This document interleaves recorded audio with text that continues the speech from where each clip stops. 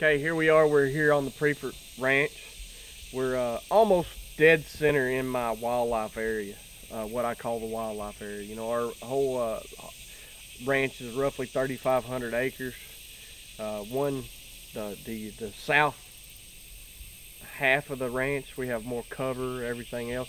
There's roughly 800 acres that I'm using as a wildlife area. We still run cattle in and around different places of it, but for the most part, there's enough cover. We're doing enough wildlife here. So roughly in the center of this 800 acres on the south side of our place, I've created what I'm trying to create is a buck sanctuary. So I picked out the nastiest, ugliest, most cover area on our place and basically fenced it off from the cows. Fenced it off so that I could have it designated well as a buck sanctuary. But the reason I wanted to pick out the toughest ground, the gnarliest area, and you can see by the woods behind me, is because the bucks really want to just get into an area where they can just hole up. And they want to be in the deepest, darkest, junkiest stuff they can find. So they have seclusion.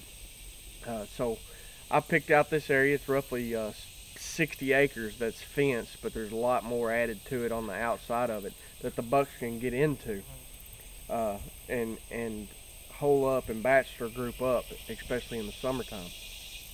There's a few trails through it, but you want to use a place that has very little access. You don't want to be going through it even once a month.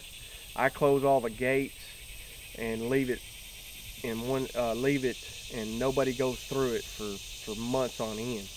It keeps it much more secluded, lets the bucks get in there and just bed down and stay secluded.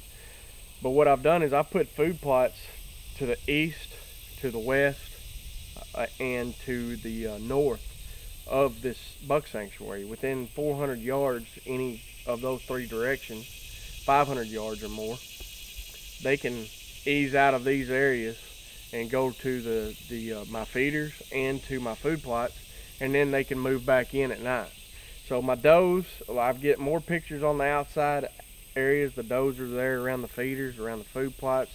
They're staying in there close, and what I'm hoping is the bucks congregate here at night. They ease out to eat, they come back here in the morning, but it keeps them in close, keeps them in the middle, keeps them a secure place that they can be, but then they can ease out in the rut and during hunting season to the food plots and to the does outside of it, and then feel secure and come back to another place. So that's what I've done here.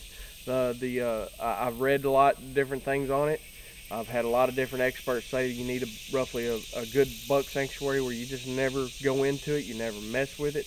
I don't have food plots, I don't have feeders in here, no stands, and we may mow it about at the most once a year on the outside edges, and sometimes it's once every 2 years. So that's about as much as anything gets in, any equipment or man gets inside this buck sanctuary. So for a good successful land management and wildlife management, and especially for deer, you need an area in the center of your place where the bucks can feel secure and nobody deals with and nobody messes with. So this is what I've done, and hopefully you've learned something. Thanks.